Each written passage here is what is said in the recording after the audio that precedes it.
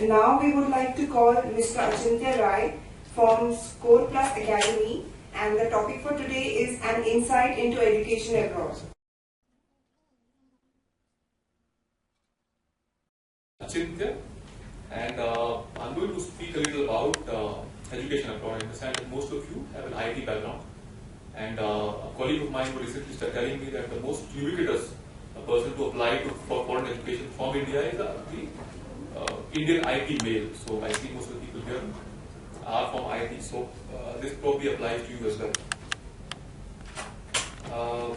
As a speaker before me was saying, if you look at the salaries he had mentioned, you find that the highest salaries in IT were in the US, or the highest salaries were in US or the growth countries where the salaries were the highest. Also, he said that his son was doing a MS in the US, so the same opportunity is also in front of you.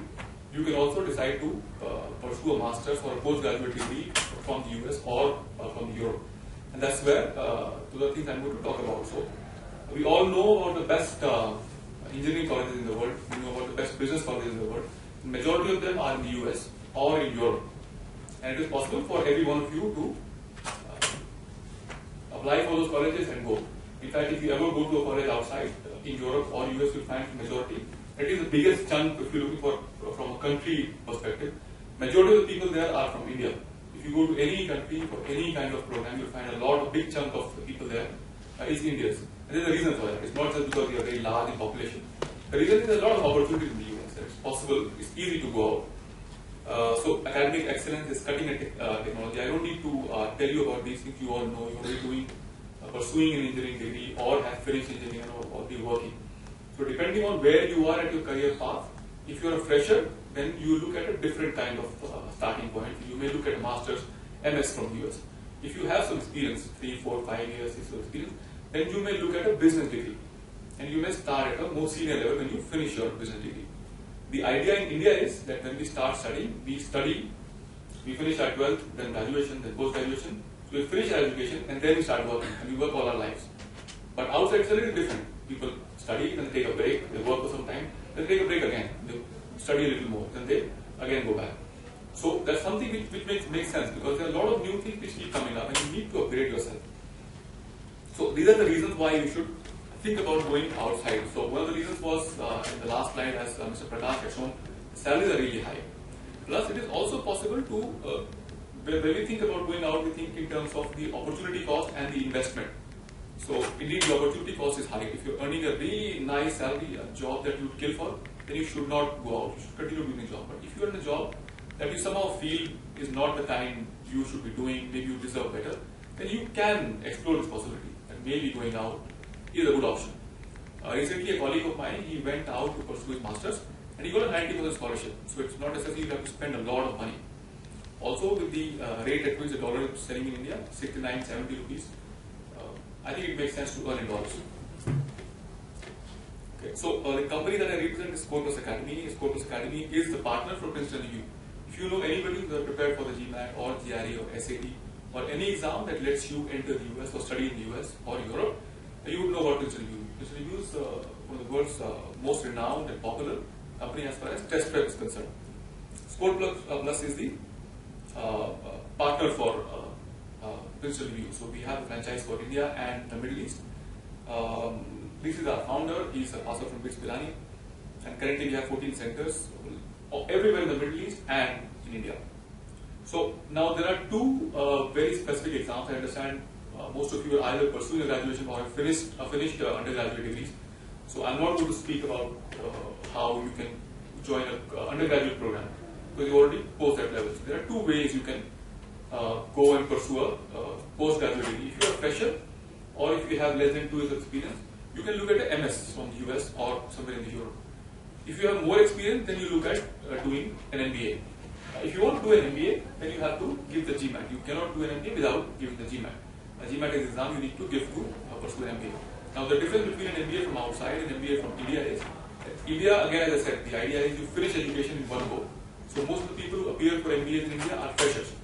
And that's why Indian MBAs are not considered in world rankings. Outside MBA means that you need to have at least 3 years of experience. So if you go to any place to pursue MBA, you'll find the average experience in the class would be 6, 7, 8, 10 years of That's the average experience. And there are people who have experiences from 5 years, 6 years to 12, 13, 15 years. So for that you need to give the exam called the GMAT. It's owned by GMAT. You need to spend about $250. I know it's becoming costlier as the dollar is rising. This is becoming costlier and costlier. It's a one-time investment. This score is valid for 5 years. So if you give it once, you can apply to university for the next 5 years. And it's a test. It's a basic test. It's a test of not a basic test. It's a test of basic ideas. It's a test of quantitative and verbal reasoning. Now, if you have ever given any Indian test, now this test is very different from those kind of tests. It tests skills at very basic concepts, but it requires a lot more application of mind. Now, what I say to people is, if you ever given any Indian exam, the idea is you spend 30 seconds or 10 seconds, 15 seconds deducing what to do in a question, and then the rest of the time you spend doing the calculation. You spend 2 minutes doing long calculations with your fingers or a calculator. These exams, they will be different in the sense that you spend a lot of time deducing what to do. But once you found out what to do that will not require time. They understand that if you are a manager or an IT professional, you will always have access to spreadsheet, you will always have a calculator at hand. So calculations will never require a long time. You will have to spend time in learning to think the way they think and learning to deduce. Also, this is an adaptive test. So unlike normal tests, the test adapts. So it's an intelligent test. It's not like you have 20 questions and you do in any order. The idea is the test will adapt to your difficulty or skill level. If you do a question right, the next question would be difficult and would have more weightage. So it accurately measures where you are. So you actually need to do every question right, or at least majority of the question right to score well. And fortunately or unfortunately, the GMAT average scores for the world are the highest in India.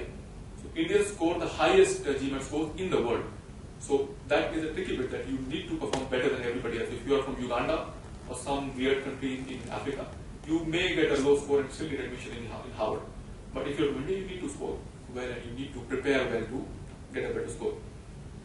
So what we do, we provide training for GMAT and GRE and all the other tests as well.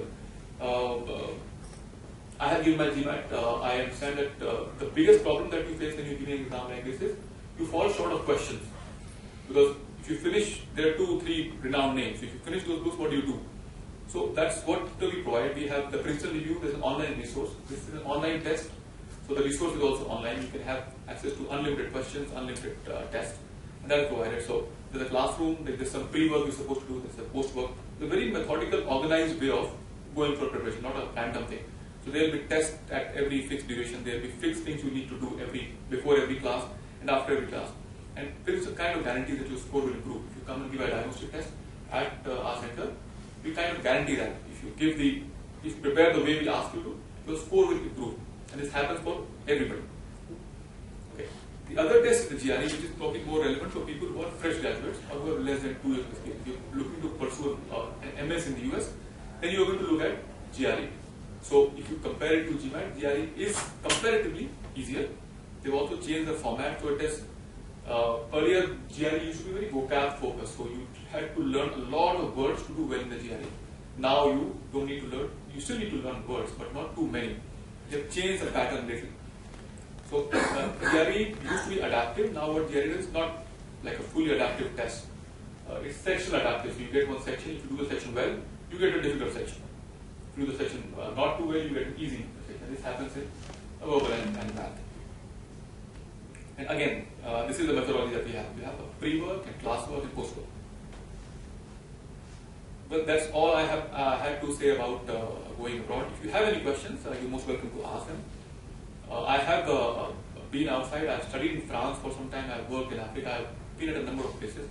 So I have a little bit of experience about how to apply for visa, how to apply for what all you need for applications, all those things. If you have any questions, you're most welcome to ask me now. And this is where we are. We are in Deccan, right above Chitramandu, and we are in camp right above Paris. So you can find us there.